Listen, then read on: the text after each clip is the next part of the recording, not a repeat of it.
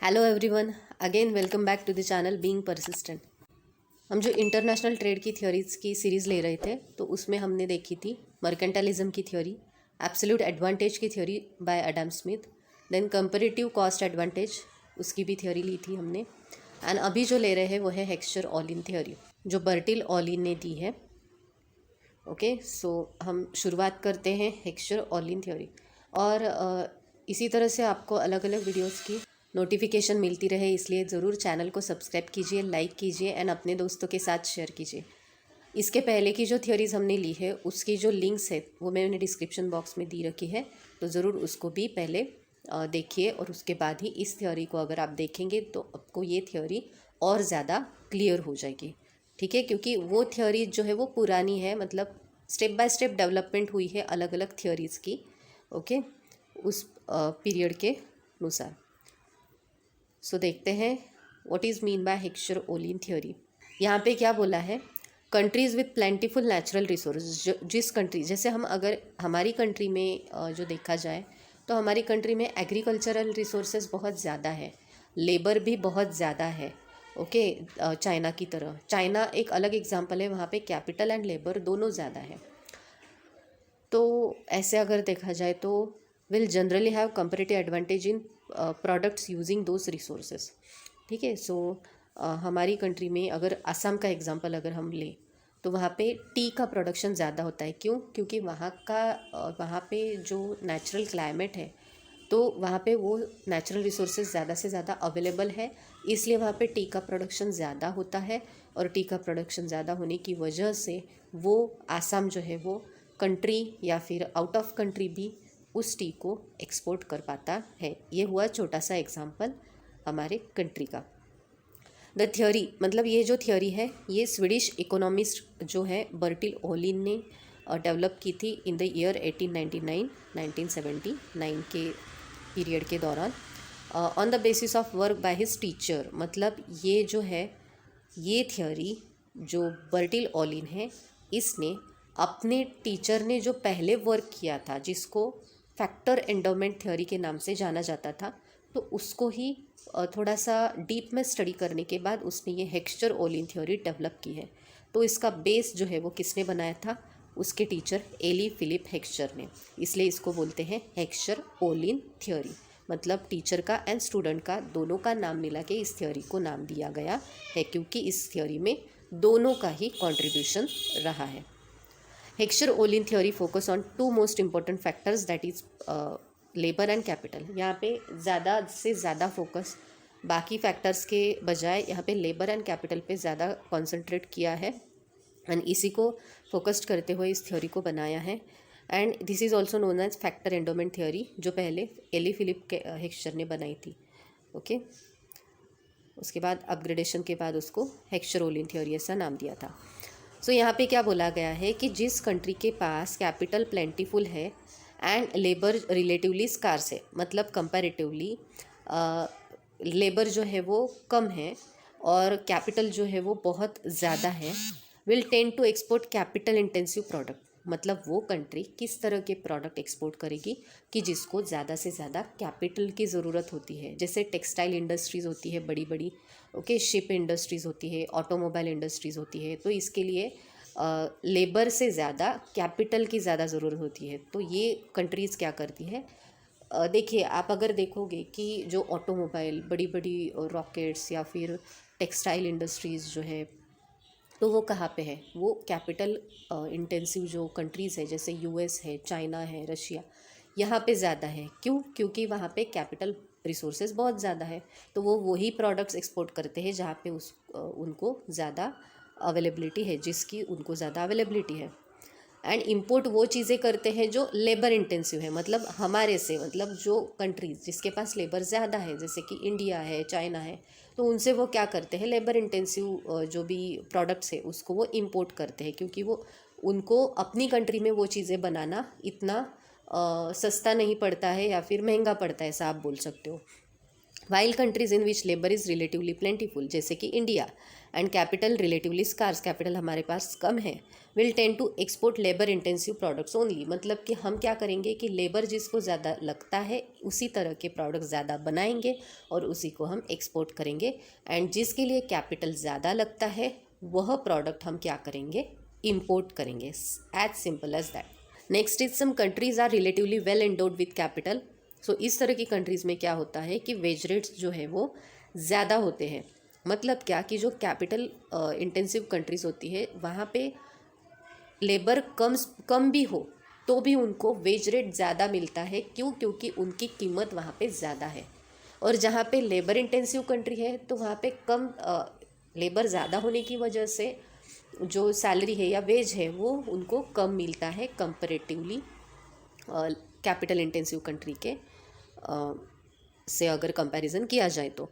So as a result cost of producing labour intensive goods such as textile, sporting goods, इस तरह की जो products होते हैं उसको लेबर ज़्यादा चाहिए होते हैं, ठीक है। सिंपल कंज्यूमर इलेक्ट्रॉनिक्स, ट्यूबलाइट्स या फिर जो भी इलेक्ट्रॉनिक चीज़ें हैं इसके लिए, so tend to be more expensive than in countries with plentiful labour and low wage rates. Okay, जहाँ पे सिंपली यहाँ पे क्या बोला गया है कि जो कंट्री के पास कैपिटल ज़्यादा है, कैपिटल हाई है, लेबर कम है, वो कैपिटल इंटेंसिव गुड क्या करेगी, एक्सपोर्ट करेगी।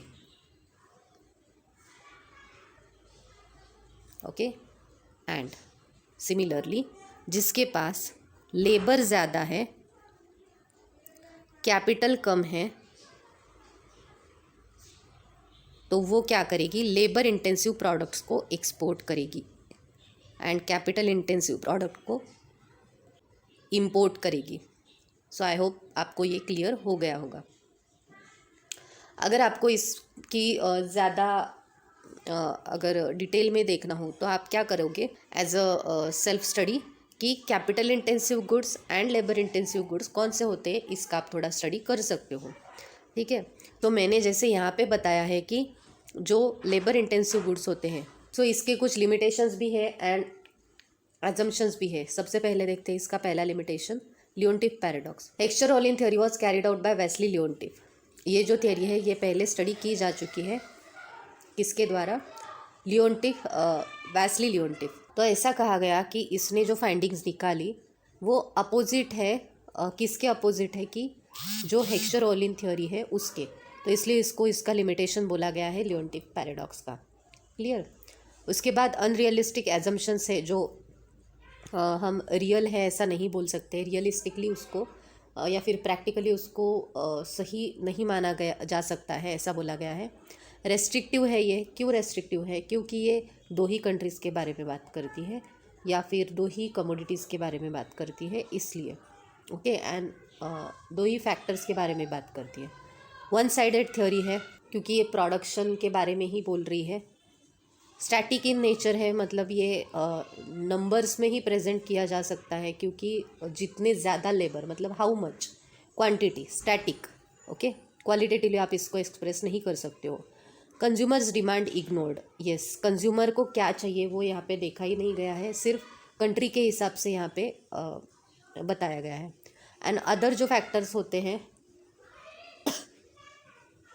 जैसे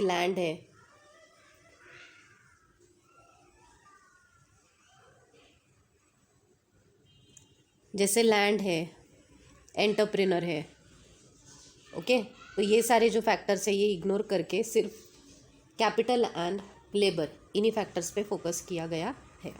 उसके बाद चलते हैं एजम्पशंस पे। तो ये जो हेक्स्चर-ओलिन थ्योरी है तो ये 2x2 मॉडल, 2x2 मॉडल के हिसाब से चलती है, मतलब 2 factors, 2 commodities and 2 countries.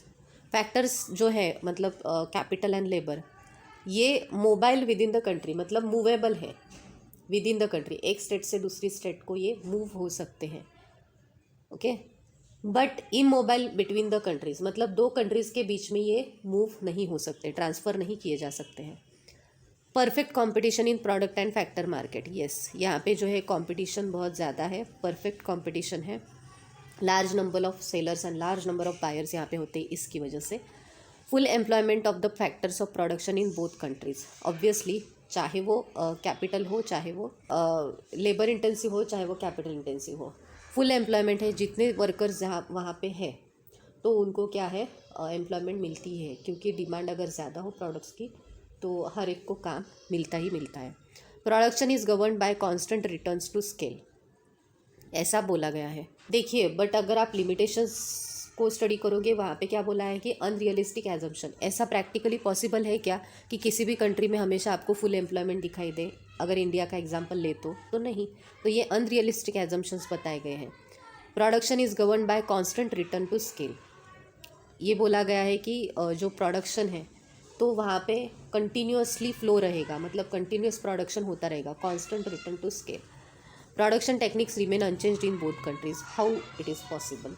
Production की जो अलग अलग टेक्निक्स हैं वो अनचेंज्ड मतलब सेम कैसे रह सकती है? बाय द टाइम अगर सेंचुरी से सेंचुरी चेंज हो जाएगी तो टेक्नोलॉजी में भी अपग्रेडेशन आएगा ही ना। तो बोथ कंट्रीज़ में वो बोला गया है कि ये एजम्पशन कब एप्लीकेबल रहेगा कि जब टेक्नोलॉजी सेम रहेगी तभी ये अप्लाई हो सकती है, ऐसा बोला गया है। तो ऐसा पॉसिबल है क्या? नहीं। Consumers taste pattern and demand function ये भी सेम होने चाहिए, आइडेंटिकल यानी कि सेम होने चाहिए। How it is possible?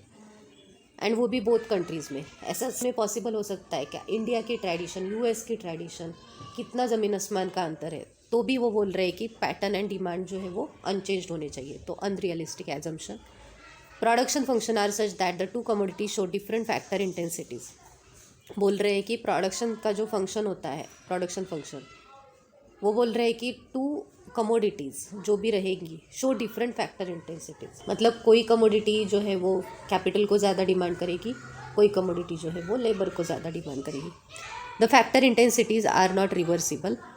Trade between two countries is free and unrestricted, मतलब कंट्रीज़ जो है वो फ्रीली एक दूसरे के साथ ट्रेड कर सकती हैं, हाँ ये हो सकता है। An absence of transport cost, transport का कॉस्ट यहाँ पे नहीं है, इसकी वजह से दोनों कंट्रीज़ के जो मैन्युफैक्चरर्स रहेंगे या होलसेलर रहेंगे उनको फ़ायदा हो सकता है इस प्रोडक्शन के थ्रू। तो ये हुए एजम्पशंस। तो अभी हम यहाँ पे एग्जांपल या डायग्राम के साथ देखते हैं क्या बोला गया। तो देखिए यहाँ पे 3 कंट्रीज़ दी हुई है, यूएस, यूरोप एंड अफ्रीका। तो आपको अगर नज़र आए यहाँ पे तो रेड जो एरो है ना, तो वो रेड एरो जो है वो कैपिटल इंटेंसिव कंट्री का है, एंड जो ब्लू एरो है, पर्पल एरो है, वो लेबर इंटेंसिव कंट्री का है। क्यों ऐसा बोल रही हूँ मैं? क्योंकि रॉ मटेरियल जो है शुगर एंड कॉटन ये कहाँ पे अवेलेबल होता है, तो ये जो चीज़ें हैं ये कैपिटल इसको ज़्यादा लगता है, तो ये क्या करेंगे, यूएस जैसी जो कंट्री है वो एक्सपोर्ट करेगी उसको। सिल्वर जो है इसको भी कैपिटल इंटेंसिव बोला गया है, तो वो भी एक्सपोर्ट करेंगे। बट यहाँ पे सिल्क जो है, सिल्क